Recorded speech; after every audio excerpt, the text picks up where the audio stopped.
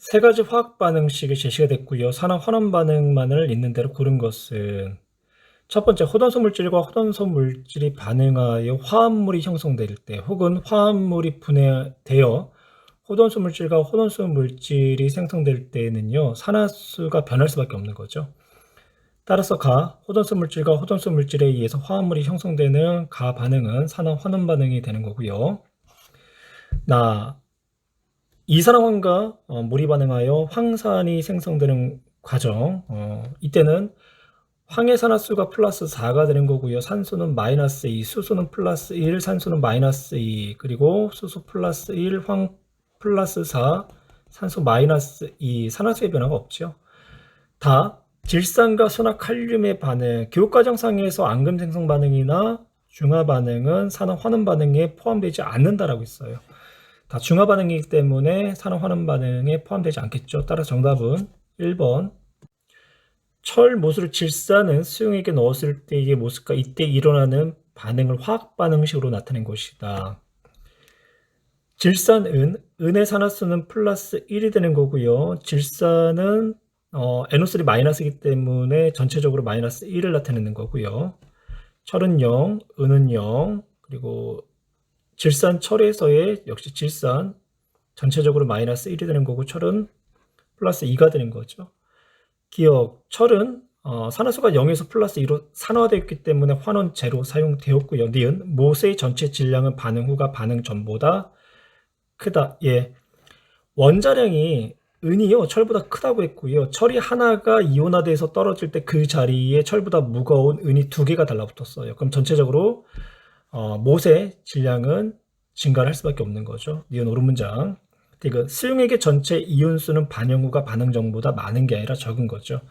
은이온이 2개가 석출되고 철 이온이 하나가 이온화되기 때문에 철이 하나 이온화될 때마다 전체 수용액의 양이온수는 일씩 감소를 할 거예요. 따라서 정답은 기억과 니은. 구리와 관련된 산화 환원 반응 실험이고요. 구리를 공기 중에서 가열하였더니 산화구리 2가 생성되었다. 산화구리 2를 일산화탄소 기체와 반응시켰더니 산화구리 2가 구리로 변하였고 X기체가 생성되었다. 이 X기체는 이산화탄소가 되겠죠. 기억, 옳은 문항. 가에서 구리는 산화제다. 즉 환원되었는가 라는 문제죠. 산화수가 0에서 플러스 2로 산화수가 증가했기 때문에 본인은 산화되고 즉 환원제로 사용되었네요. 나에서 탄소의 산화수는 산소가 마이너스 2가 되기 때문에 탄소는 플러스 2가 되는 거고요. 이산화탄소의 산소 마이너스 2, 그래서 탄소는 플러스 4가 되죠. 그래서 산화수는 2가 감소한 게 아니라 2가 증가하였다라고 표현해야 되겠네요. 따라서 정답은 1번. 금속 A와 B를 이용한 실험이고요. 금속 A를 염산에 넣었더니 수소기체가 발생하였다. 금속 A를 염산에 넣었더니 HCl 수용액에 넣었더니 수소기체가 발생을 하였다. A의 산화수가 플러스 1이에요. 그러면 A 2 플러스 Cl 마이너스니까 ACl2 수용액이 되는 거죠. 그럼 계수를 맞추기 위해서 HCl 앞에다가 2를 붙여줘야 되고요. 다음 나를 볼까요? 금속 A를 황산구리 수용액에 넣었더니 CuSO4에 넣었더니 수용액의 밀도가 감소했다. 수용액의 밀도가 감소했다는 거는요, 반응을 했다는 얘기죠. 그래서 구리가 석출되고 ASO4 수용액이 형성되었네요. 그런데 밀도가 감소했다. 근데 누구의 밀도? 수용액의 밀도. 수용액 상태에서요, 구리는 CU2 플러스 그리고 SO4 E 마이너스 상태로 이온화된 상태로 존재를 하는 거예요. 이온화된 구리가 석출되고 금속이었던 A가 A 플러스로 이온화가 되면서 수용액에 녹아 들어가요. 이때 수용액의 밀도가 감소했다라는 건요. 무거운 구리가 석출되고 가벼운 A가 이온화됐다라는 이야기 되겠죠. 그래서 여기서 우리가 알 수 있는 거는 원자량은 구리가 A보다 더 크다. 그래서 원자량은 A가 구리보다 작다. 예, 니은, 물은 문항이 되겠네요. 그 다음 달을 볼까요? 달은 금속 A 이온이 들어있는 수용액에, 그러니까 A 플러스 이온이 들어있는 수용액에 금속 B를 넣었더니 수용액의 양이온수가 감소를 했대요. 그럼 수용액의 양이온수가 감소했다라는 거는 원래 있던 A2 플러스보다 새롭게 들어와서 이온화되는 B 이온의 산화수가 A보다 더 크다는 얘기죠. 그래서 A가 석출되고 B는 3 플러스 이런 형태로 이온화가 된 거예요. 반응 전에 전하량이 보존돼야 되잖아요. 그러면 A 3개가 B 2개와 반응해서요. 3개의 A 플러스가 석출되는 거고요. 2개의 B 3 플러스가 이온화가 되는 거예요. 그래서 디귿 금속 B의 이온에서 B의 산화수는 그렇죠. 2보다 크다. 그러니까 3 이상이 돼야 되겠네요. 디귿 또 오른문항. 그럼 기억 볼까요? 가에서 염산은 산화제다. 환원되었냐 이거죠. 산화수가 플러스 1에서 0이 됐기 때문에 환원되었고요. 그래서 A를 산화시킨 산화제로 사용이 되었네요. 금속 X이온이 들어있는 수용액에 금속 Y와 Z를 순서대로 넣었을 때 수용액 속에 존재하는 금속 양이온만을 모형으로 나타낼 때요.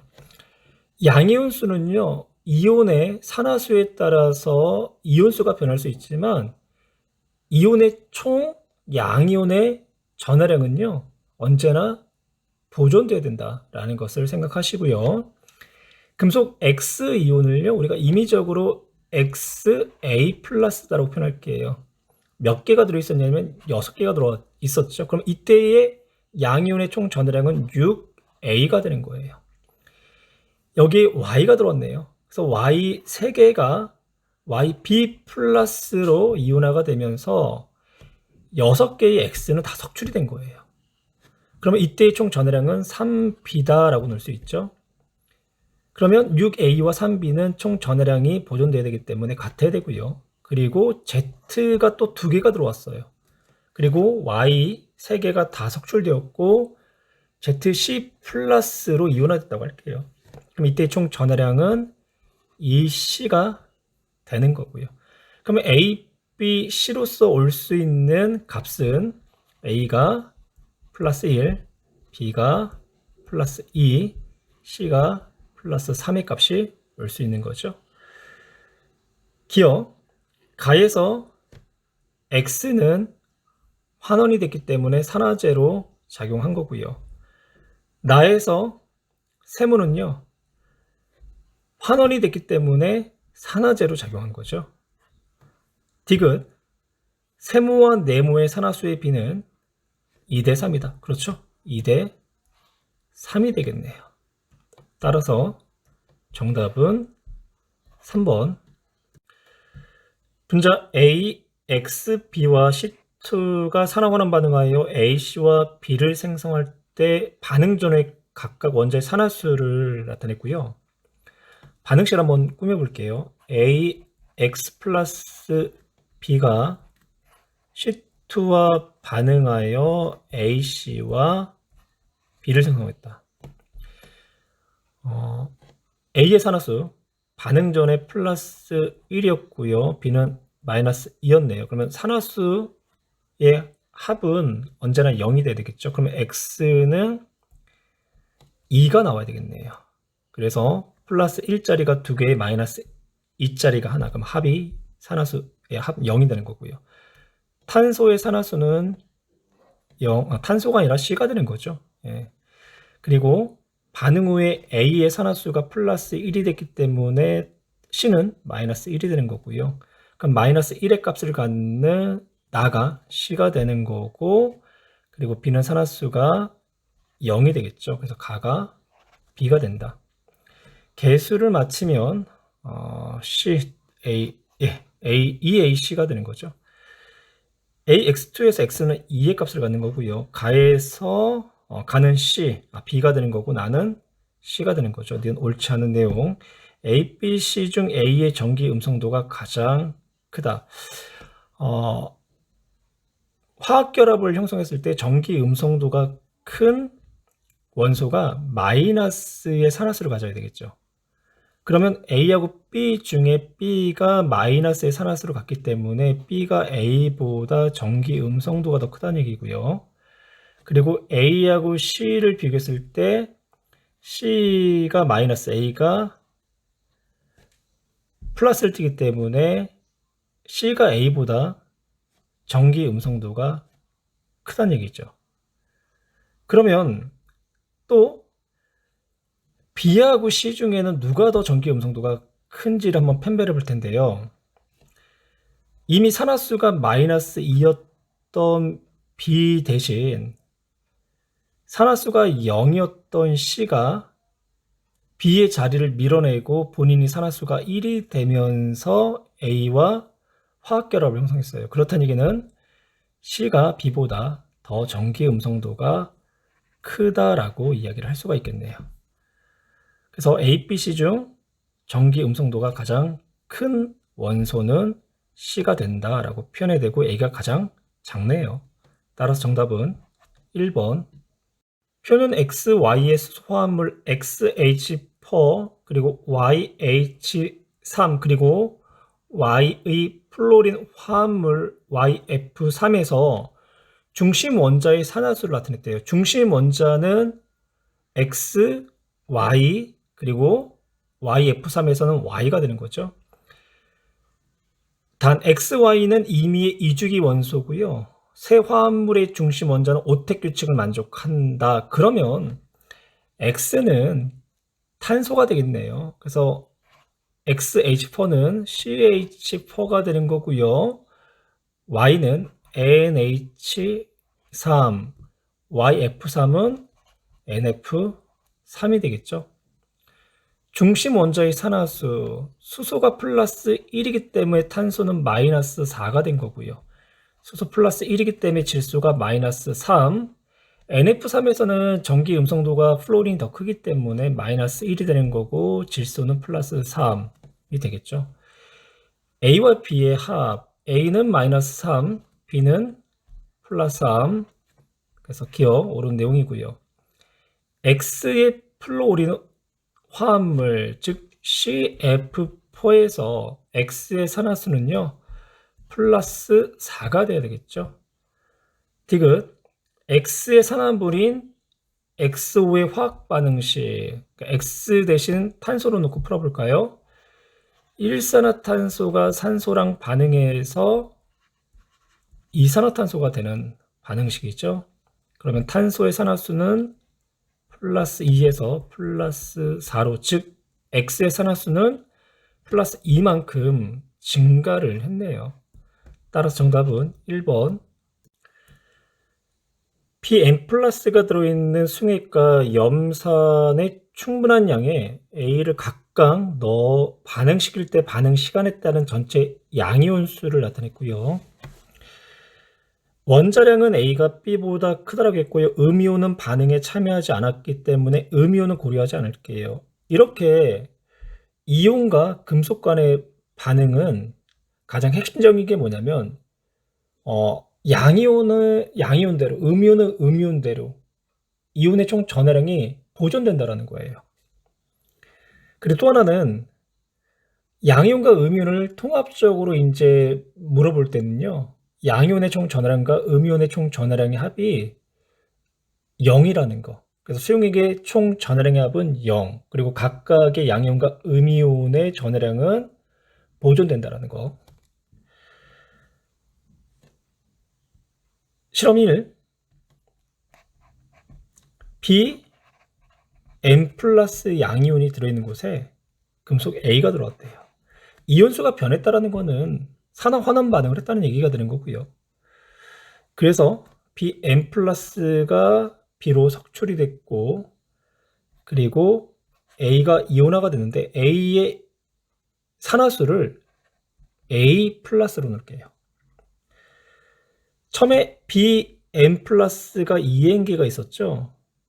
근데 2N개의 Bn 플러스가 다 반응하고 A 플러스가 3N개가 형성됐기 때문에 전체 이온수가 2N에서 3N으로 증가를 한 거예요. 그럼 이때 반응 전 양이온의 총 전해량은 2 곱하기 N으로 넣을 수 있고요. 또 반응 후 양이온의 총 전해량은 3 곱하기 A로 넣을 수 있죠. 금속의 산화수 플러스 1, 플러스 2, 플러스 3 값을 셋 중에 하나를 가질 거예요. 그러면 이 N이 3A와 같기 위해서는요. N이 플러스 3의 값을 갖는 거고요. A가 플러스 2의 값을 가져야 할 거예요. 그래서 기억 Bn 플러스에서 B의 산화수 플러스 3이 되는 거고요. 이온의 A의 산화수 플러스 2가 되죠. 그래서 3분의 2가 된다. 오는 문항이 되는 거고, 니은도 바라볼까요? 실험 1에서 수용액의 밀도는 반응 후가 반응 전보다 크다. 밀도를 물어보고 있어요. 어디에서 밀도? 수용액에서 밀도. 그러면 원자량이 작은 B가 2개가 석출되고요. 수용액상에 있었던 원자량이 작은 B가 2개가 석출되고 원자량이 컸던 A가 수용액 상태로 이온화가 된 거예요. 몇 개가? 3개가. 그러면 수용액의 밀도는 어떻게 될까요? 반응이 진행됨에 따라서 수용액의 밀도는 증가를 하겠죠. 그래서 반응 후가 반응 전보다 크다. 니은도 옳은 문항. 2번 한번 실험 볼까요? 2번 실험. 충분한 염산이 있는 곳. 그러니까 염산 H 플러스 Cl-로 존재하겠지만 음이온은 반응하지 않기 때문에 양이온인 수소이온만 표현할게요. 여기에 A가 들어갔대요. 수소 기체가 발생을 했고요. A가 2 플러스로 이온화가 된 거예요. 이때 수소이온 2N개가 반응하고 A 플러스가 1N개가 생성됐기 때문에 전체 이온수는 2N에서 N으로 감소한 거죠. 실험 2에서 금속 A는 산화수가 0에서 플러스 2로 증가했기 때문에 자신이 산화되고 수소 이온을 환원시킨 환원제로 사용이 된 거죠. 그래서 이것은 옳지 않은 문장. 따라서 정답은 기억과 니은. 다이크로뮴산 나트륨과 탄소의 반응을 산화 환원 반응식으로 나타낸 것이다. 기억린 디귿의 산화수압은 6이다. 산화수 한번 결정해 볼까요? 기억 산화수 탄소 0. 탄산 나트륨의 산화수 산소 마이너스 2가 되는 거고요. 나트륨은 플러스 1이 되기 때문에 탄소의 산화수는 플러스 4가 되겠죠. 1산화탄소의 탄소 산소 마이너스 2가 되기 때문에 탄소는 플러스 2가 되는 거고요. 그러면 0, 4, 2 합은 6. 옳은 내용이고요. 니은 크로미움의 산화수는 플러스 6에서 플러스 3으로 3 감소했다. 한번 계산해 볼까요? 산소 마이너스 2, 나트륨 플러스 1. 그럼 크로미움은 플러스 6이 되는 거고요. 크로미움에서 산소가 마이너스 2가 되기 때문에 크로미움의 산화수는 플러스 3으로서 플러스 6이 플러스 3이 되기 때문에요. 산화수는 3 감소했네요. 기억이 6g 산화될 때 탄소가 6g 산화된다는 얘기는요. 원자량 12로 나눠주면 0.5몰이 산화될 때 반응한 다이크로뮴산 나트륨의 양은 0.25몰이다. 개수가 1대 2잖아요. 그럼 0.5몰이 반응했다는 것은 탄소가 다이크로뮴산 나트륨은 그거의 절반인 0.25몰이 반응을 한다는 얘기죠. 과망간인산 칼륨과 염산의 반응을 산화 환원 반응식으로 나타냈고요. 반응 전후에 물을 제한 나머지 반응물과 생성물의 개수가 나와 있지 않은데요.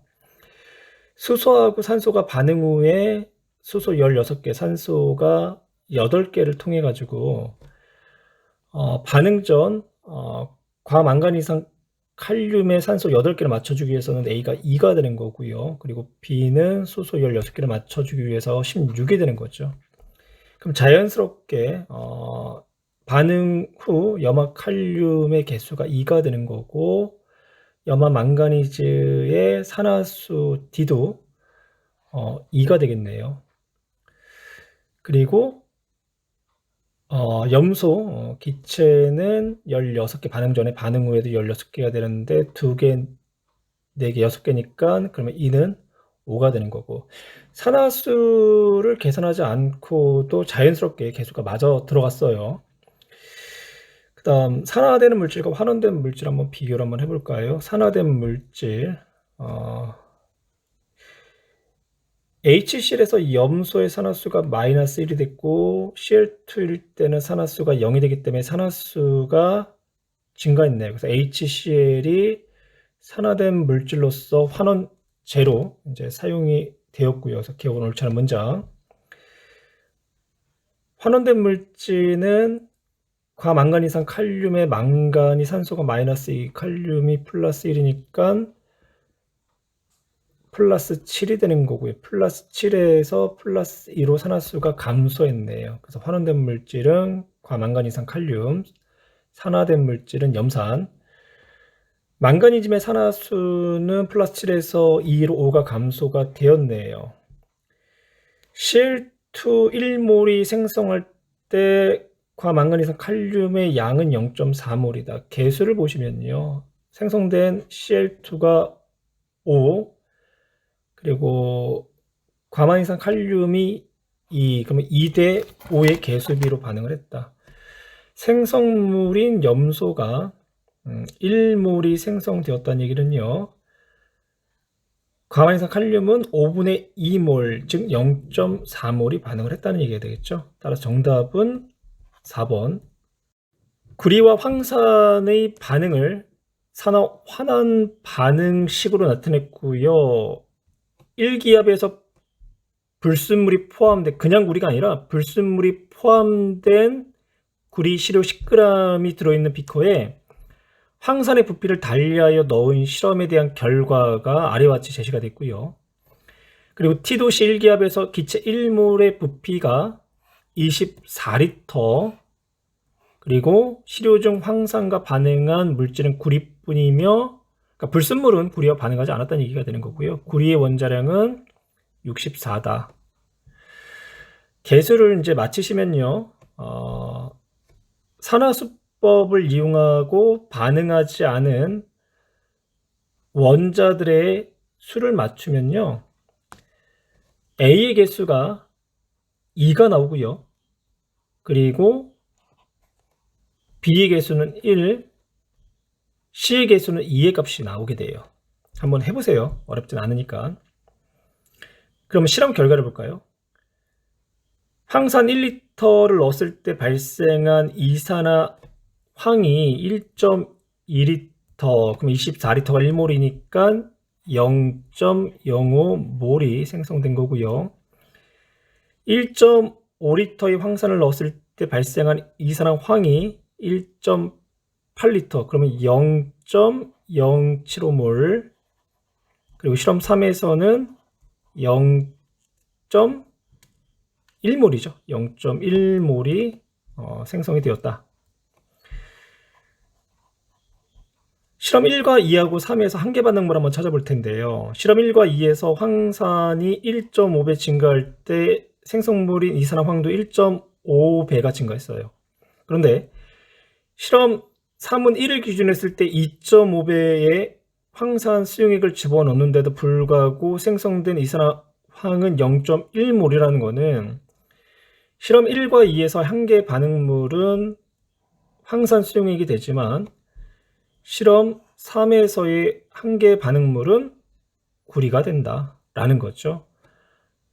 그럼 구리가 몇 몰이 반응할 때 SO2가 0.1몰이 생성이 되나요? 개수비가 1대1이기 때문에 실험 3에서 구리는 0.1몰이 반응을 해야 돼요. 구리의 원자량이 64기 때문에 구리의 원자량 64를 곱해주면 반응한 구리의 질량은 6.4g이 되죠. 그러면 10g 중에 6.4g이 순수한 구리가 되는 거고 나머지 3.6g은 뭐가 된다? 불순물이 된다라는 이야기가 되는 거죠. 그래서 시료의 순수한 구리의 함량은 10g 중에 6.4g, 즉 64%가 되는 거고요. 그 다음 기억 볼까요? 실험 1에서 생성된 H2의 양, 발생한 SO2가 0.05몰이 생성됐어요. 그러면 개수가 2인 H2O는 그거의 2배인 0.1몰이 생성이 되어야 되고요. 실험 2에서 반응 후 혼합 용액에는 구리 1.6g이 남아있다. 그럼 발생한 SO2가 0.75몰이기 때문에 반응한 구리도 0.75몰이 되는 거죠. 그러면 0.075몰 곱하기 화학식량 64를 이제 곱해주게 되면 4.8g이 반응했다는 얘기죠. 그러니까 순수한 구리가 아까 6.4g이었죠. 6.4g 중에 4.8g이 반응했으니까 남아있는 거는 1.6g이 남아있어야 되겠네요. 따라서 정답은 5번.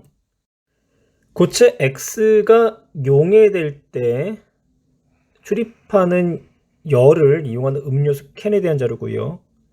A와 B 부분으로 구분되어 있는 음료수 캔의 A 부분에는 음료수를 넣고, 그리고 고체 X가 들어있는 B 부분에, 그러니까 B에다가 고체 X를 이제 용해를 시킬 거예요. 그때 처음에 온도가 25도였고요. 그리고 X가 B 부분에서 완전히 녹았을 때 B 부분에 들어있는 용액의 온도가 19도가 되었다. 그러면 25도에서 19도로 온도가 6도가 낮아졌다는 거죠. 그러면 X가 용해되는 과정 중에 주변의 열을 흡수한 흡열 반응이 되는 거고요. 그러면 음료수가 들어있는 A의 온도도 19도까지 내려갈 거예요. 열 평형에 의해서. 보게 기억. A 부분에 넣은 음료수는 시원해진다. 옳은 내용이고요. 에너지의 합은 생성물이 반응물보다 작다. 에너지 합은요, 흡열 반응이기 때문에 생성물이 반응물보다 커야 되겠죠. 옳지 않은 문항. 디귿. 고체 X가 완전히 용해되지 않으면 용액의 온도는 19도보다 높게 측정된다. 그렇죠. 용해를 하는 과정 중에 열을 흡수하는 흡열 반응이기 때문에 완전히 용해되지 않으면 19도만큼 온도를 내려갈 정도로 열을 흡수하지 못했다는 얘기잖아요. 그러면 19도보다 높게 측정이 되는 거고요. 염화칼슘과 질산 암모늄이 용해될 때 출입하는 열을 알아보기 위한 실험이다. 25도의 물 96g의 염화칼슘 4g을 완전히 녹였더니 용액의 온도가 31도가 되었다. 25도에서 31도로 온도가 상승했다는 거는요, 염화칼슘이 용해되는 과정 중에 열을 방출했다. 발열 반응을 했다는 얘기죠. 두 번째 문장. 25도에서 물 96도의 질산 암모늄 4g을 넣고 완전히 녹였더니 용액의 온도가 25도에서 22도로 3도만큼 내려갔네요. 그러면 질산 암모늄의 용해 과정은 흡열 과정이다. 흡열 반응이다. 두 수용액의 비열은 서로가 같고요. 그리고 수용액의 총 질량은 100g으로 서로가 같지요. 그러면 첫 번째 반응에서는 온도가 6도 상승했고요. 그리고 두 번째 반응에서는 온도가 3도가 하강을 했네요. 그렇다는 얘기는 첫 번째 반응에서는 6도를 상승하는 만큼의 열을 방출한 거고, 두 번째 반응에서는 3도만큼 온도를 하강시킬 정도로 열을 흡수했다는 얘기죠. 그러면 g당 발생하거나 흡수한 열량은 염화칼슘이 질산 암모늄보다 2배가 더 크다. 왜? 온도 변화가 2배가 컸기 때문에. 보게 기억. 염화칼슘의 용해는 냉각팩에 이용할 수가 없죠. 냉각팩은 흡열 반응을 해야 되잖아요. 그래서 기억은 옳지 않은 내용이 되는 거고, 질산 암모늄의 용해 발열이 아니라 흡열이 되는 거고요. 1g이 물에 용해될 때 출입하는 열량은 염화칼슘이 질산 암모늄보다 2배가 큰 거죠. 따라서 정답은 2번 포도당에 대한 자료고요. 포도당 1몰이 연소할 때 발생한 열량은 2860kJ이 되는 거고요. 포도당의 분자량이 제시됐고 체중이 70kg인 어떤 사람이 운동으로 체내의 포도당을 45g을 연소하여 소모하였다. 그러면 45g에 해당하는 양은요. 분자량 180으로 나눠주게 되면 0.2몰이 되는 거죠. 그러면 0.2몰을 연소할 때 발생한 열량은 1몰이 2860이니까 곱하기 0.25 그러면 얼마가 나오죠? 715가 나오는 거죠. 715kJ만큼의 열을 방출하였다라는 이야기 되겠네요. 이에 대한 설명으로 옳은 것만을 있는 대로 고른 것은 체중이 70kg인 사람의 연용량은 286kJ/도시고요. 포도당의 연소 과정에서 발생한 에너지의 20%만 체온을 높이는 데 쓰였다라고 했네요. 그러면 715kJ 중에 80%는요, 운동하는데 필요한 에너지, 우리가 이제 역학적 에너지라고 할까요? 그 에너지를 역학적 에너지로 이제 소모가 된 거고, 20%는 열 에너지로서 체온을 유지하는데 사용했다, 이렇게 표현을 하면 되겠네요. 715의 20%는 143kJ이고요. 그리고 80%는 572kJ이 되네요. 572kJ. 생성된 이산화탄소는 1.5몰이다. 반응식을 꾸며줘야 되겠죠. C6H12O6이 연소될 때에 필요한 산소는 6O2가 되는 거고요.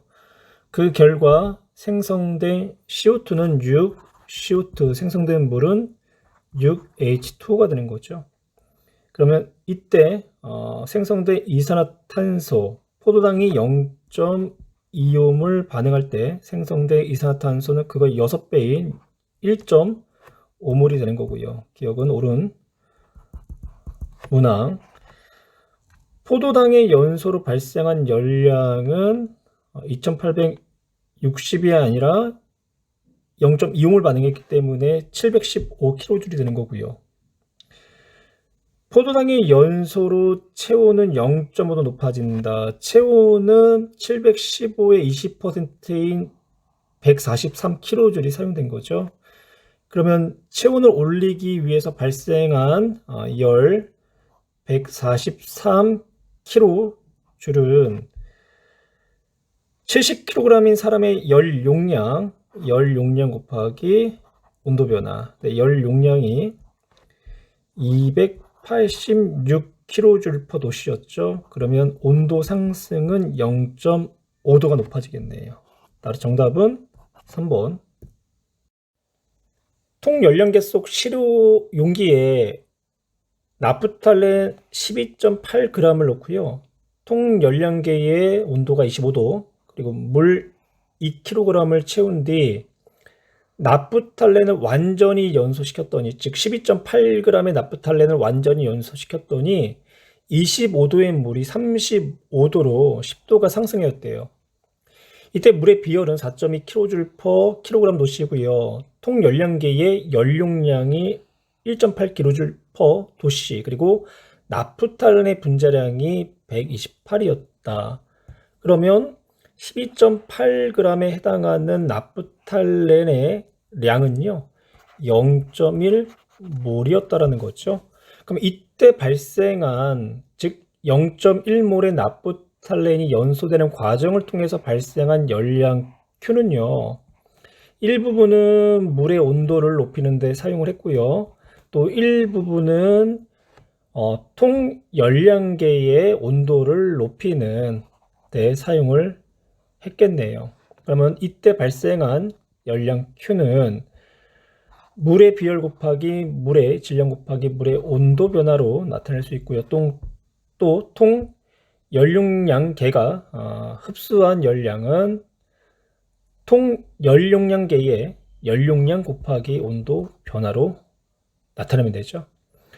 그러면 비열이 4.2, 질량이 물 2, 그리고 온도 변화가 10 더하기 통 열량계의 연용량이 1.8, 온도 변화가 10이 되는 거죠. 그러면 물이 흡수한 열은 84kJ이 되는 거고요. 통 열량계가 흡수한 열은 18. 그러면 전체가 84에다 18을 더하면 102가 되나요? 예, 102kJ에 해당하는 열량을 발생을 했다. 보기에 기억, 물이 얻은 열량은 102가 아니라 84가 되는 거고요. 나프탈렌 1몰이 연소할 때 방출하는 열량, 지금 이 경우는요 0.1몰이 연소할 때 발생한 열량이 100이란 얘기죠. 그럼 1몰이 연소할 때는 그 10배인 1020kJ이 되는 거고요. 디귿, 나프탈렌이 불완전 연소하면 물의 온도는 35도보다 낮게 측정이 된다. 완전 연소를 하지 못할 때, 즉 불완전 연소할 때는 발생한 열량이 102kJ보다도 적은 열을 발생할 거 아니에요. 그러면 온도는 35도보다 낮게 측정이 될 수밖에 없는 거고. 따라서 정답은 4번